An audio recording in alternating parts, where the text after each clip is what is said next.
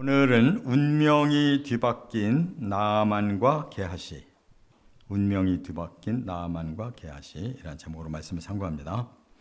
이제 앞에서 문둥병이 걸려서 죽음을 기다리던 나아만 그 장군이 이제 엘리사가 하라는 대로 요단강에 들어가서 7번 몸을 씻고 나오니 어린 아이의 피부처럼 깨끗하게 치료가 됐다 그랬어요. 그래서 이제 나아만은 돌아가려다가 다시 이제 엘리사에게 돌아와서 이제 자기가 이렇게 치료를 받고 보니 하나님은 이스라엘의 여호와 한 분밖에 다른 신이 없습니다. 이렇게 고백을 해요.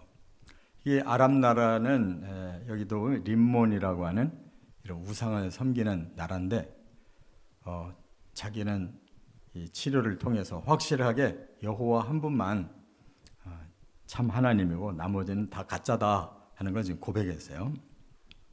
그리고 이제 자기가 혹시 이렇게 났으면 이제 뭔가 예물을 바치고 가야 되겠다 이런 생각을 하고 가져온 것 같아요. 근데 그 예물이 엄청난 예물이에요. 그것을 이제 엘리사에게 드리려고 하니까 엘리사가 거절해요. 그리고 돌아가는데 게하시 사환이잖아요. 엘리사의 몸종과 같은 사람이거든요. 가만히 생각하니까 이건 너무 안타까운 거예요. 저렇게 어마어마한 예물을 주는데 왜 안 받냐? 내가 가서라도 받아야 되겠다. 이 사람이 막 순간적으로 물질에 대한 탐욕이 막 가득해져 가지고 그 나아만 뒤를 쫓아가서 결국 일부를 받아내요. 그런데 하나님이 훤히 알고 계시고 엘리사가 오자마자 너 어디 갔다 왔냐니까 저 여기 있었습니다. 완벽하게 거짓말을 해요. 그러니까 게하시에게 하나님의 말씀을 선언해서 결국 그가 문둥병에 걸려가지고 영원히 내 자손들도 그 저주에서 벗어나지 못할 거다. 이렇게 저주를 받아요. 그러니까 본래는 문둥병이 이 나아만 장군, 아람 나라의 장군에게서 있었던 병이 깨끗하게 나았는데 이렇게 엉뚱한 욕망에 사로잡혀서 범죄하니까 게하시에게로 옮겨지고 그 게하시 당대만이 아니라 영원히 그 자손이 이렇게 저주를 받는, 그래서 운명이 두 사람이 완전히 180도로 달라지는, 이것도 기적이잖아요.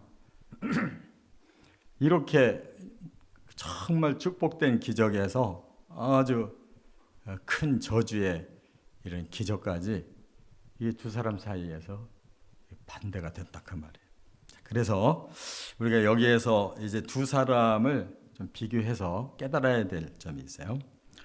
첫째는 15절부터 19절에 보면 나아만의 신앙 고백과 감사의 예물, 그에게서 배워야 될 점 두 가지가 있어요. 나아만이 병이 낫고 나서 오직 신은 이스라엘의 여호와 한 분뿐입니다.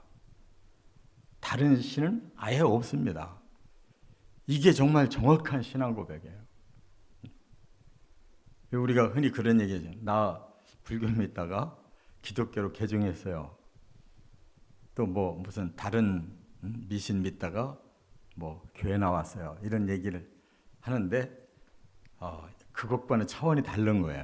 지금까지 자기는 자기 나라의 신, 림몬 신을 믿고 왔는데 자기가 문둥병에 걸려 죽어가면서 얼마나 자기 신에게 빌었겠어요.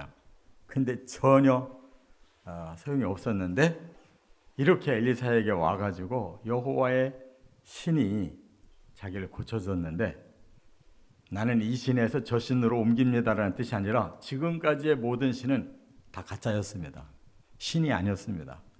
근데 하나님은 진짜 신이고 오직 한 분만 있는 이스라엘의 여호와 신입니다 라고 고백했으니까 이게 진짜 우리가 성경에서 깨닫고 고백해야 할 제1계명이다 그 말. 여호와 외에 다른 신이 없어요. 할렐루야. 또 하나는 이제 그가 가져온 예물을 이제 엘리사에게 드리려고 했어요. 근데 여기에 그 내용을 은 10달란트, 금 6,000개, 의복 10벌이라고 그랬거든요. 근데 우리는 그냥 간단하게 그냥 말만 들으니까 별것 아니라고 생각이 되는데 이건 대단한 거예요. 은이 10달란트라고 하는 거는 지금 우리들의 그 계산법으로 따지면 340kg래요. 340kg. 근데 현재 은이나 금 이런 게 지금 폭발적이잖아요. 지금 역사상 가장 높은 가격이라는데 이게 15억이 돼. 15억. 은 340kg는 15억 정도가 된다는 거예요. 그런데 금은 6,000개라고 그랬거든요. 그러니까 뭐 금덩어리로 이렇게 따졌는 것 같아요. 6,000개 금덩어리인데 키로수로 보면 68.4kg래. 64.8kg. 근데 은과 금은 비교할 수 없는 가격이에요.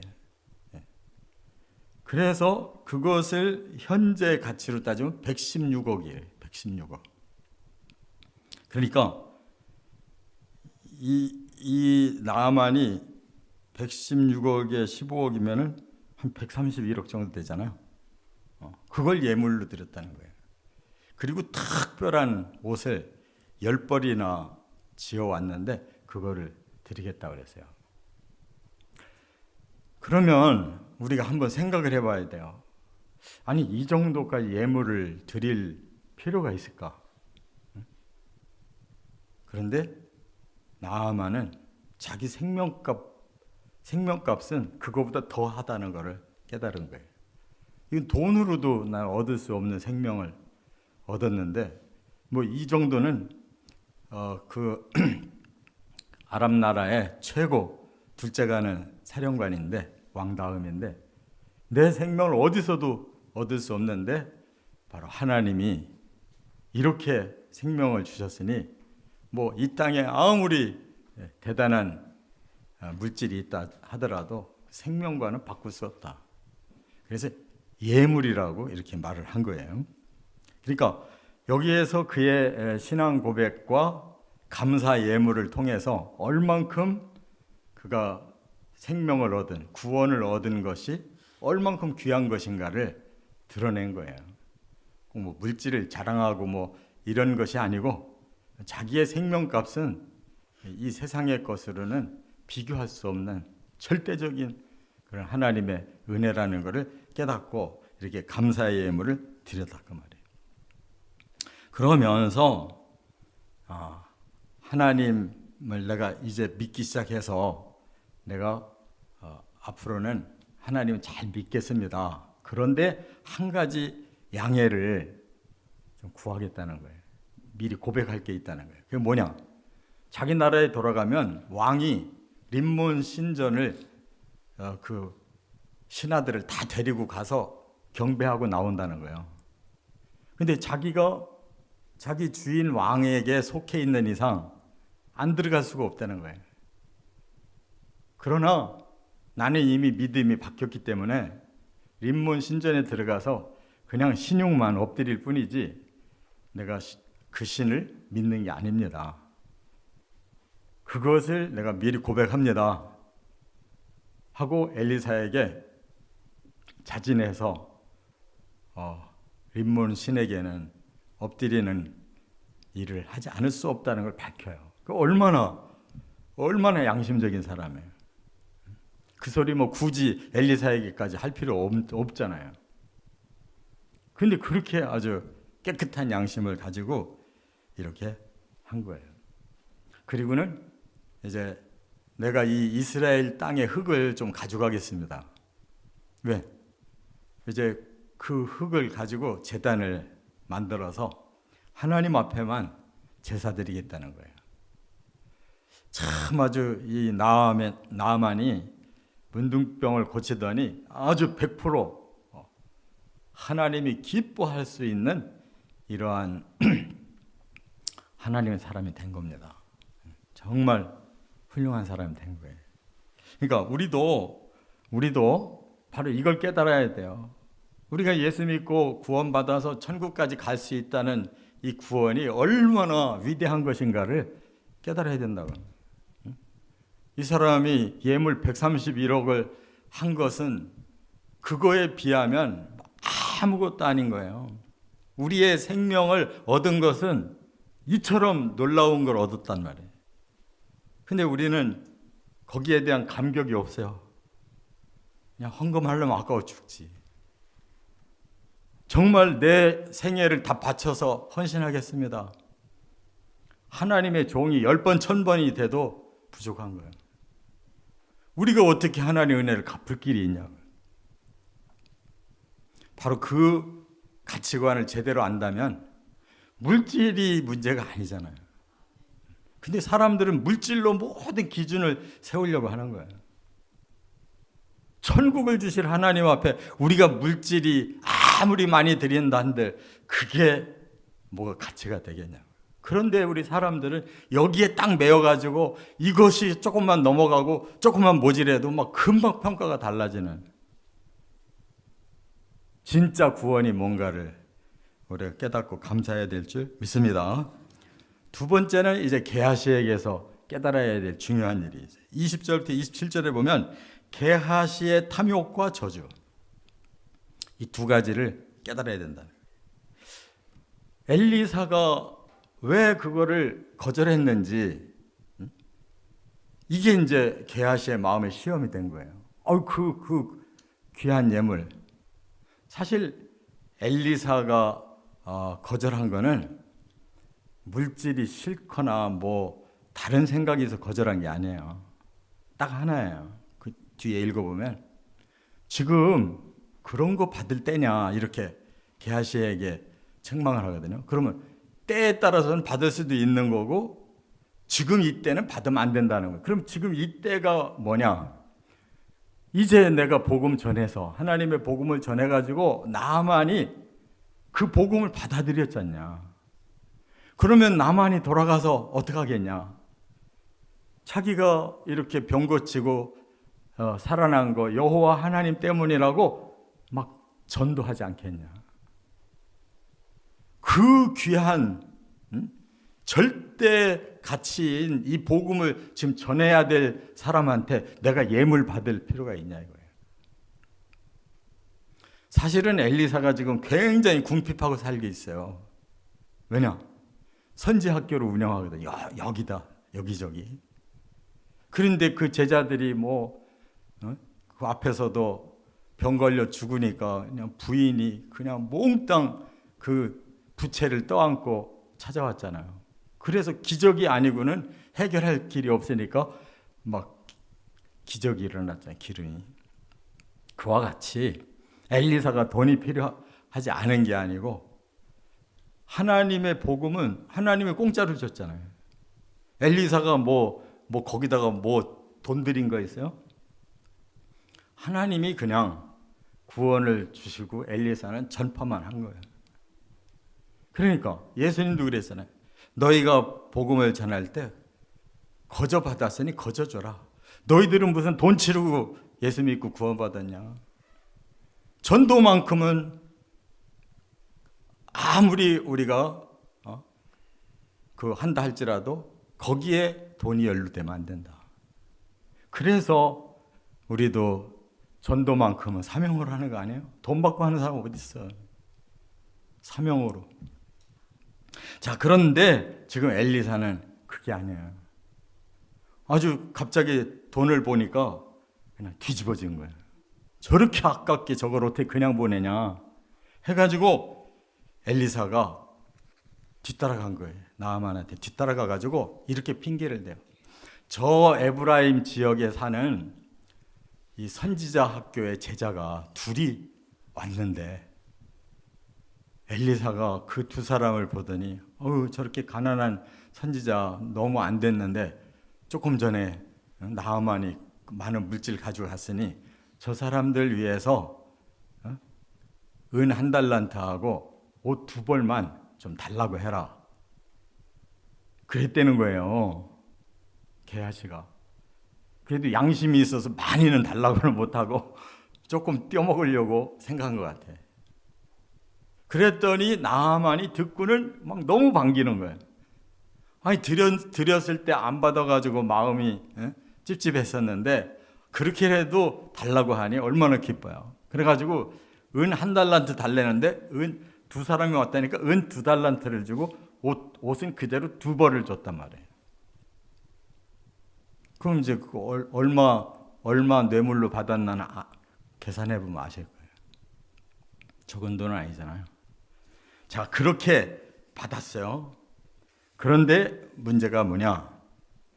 그 사람은 지금 자기가 무슨 선지자도 아니고 하나님 앞에 기도하고 뭔가 응답을 받고 뭔가를 행하는 헌신자도 아니고 그냥 시종의 시종. 지금 사환이라고 나오잖아요. 계속 심부름하고 뭐 연락해주고 그러는 사람이에요.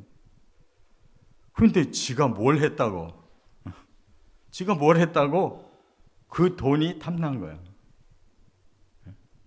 그래가지고 있지도 않은 일을 꾸며가지고 거짓말을 하고 엘리사가 또 이렇게 말을 했다라고 엘리사 핑계를 대고 그래가지고 돈을 받아가지고 와서 집에다가 숨겨놨다는 거예요. 이거는 완전히 사적인 생각인 거지. 그냥 사실은 지하고 관계도 없는 일을 이 틈에 파고들어서 한몫 내가 잡아야 되겠다. 물질력에 막 확 사로잡혀가지고 이렇게 거짓말을 막 줄줄줄줄 해가지고는 집에다가 딱 감춰놨단 말이에요. 근데 우리가 읽어본 것처럼 엘리사가 부르는 거예요. 가보니까 너 어디 갔다 왔냐? 그러니까 거짓말 딱 하는 거예요. 저 계속 여기 있었습니다. 계속 여기 있었다는 거예요. 아니 그동안 엘리사를 모시고 다니면서 얼마나 많은 기적을 봤는데 겁도 안 나는가 봐. 그러니까 한순간에 물질에 사로잡히면 하나님도 없어요. 지금 하나님의 사자도 눈에 안 보이는 거예요. 그러니까 그렇게 대범한 일을 저지른 거죠. 숨겨놓으면 다 되는 줄 알았어요. 하나님이 눈이 얼마나 위대한 눈을 가지셨는데 지가 숨겨놓는다고 그게 감춰지냐고. 마음의 동기까지도 다 아시는 하나님인데 그게 어떻게 감춰질 수 있다고 생각했냐 그거예요. 지가 언제 하나님께 헌신을 했어요? 뭐 헌금을 했어요? 그런 기회가 오니까 그냥 착복을 하려고 한 그 악한 마음에 하나님 용서할 수가 없었던 거예요. 엘리사에게 그걸 밝혀주셨어요. 이렇게 사람은 물질욕에 빠지면 한순간에 사람이 완전히 뒤집어진다는 거. 그게 누구도 거기서 열애가 없어요, 사람은. 아담과 하와도 그 과일 하나가 뭐라고 하나님의 계명을 어기고 그거를 따서 정말 나쁜 말로 처먹었냐 말이에요.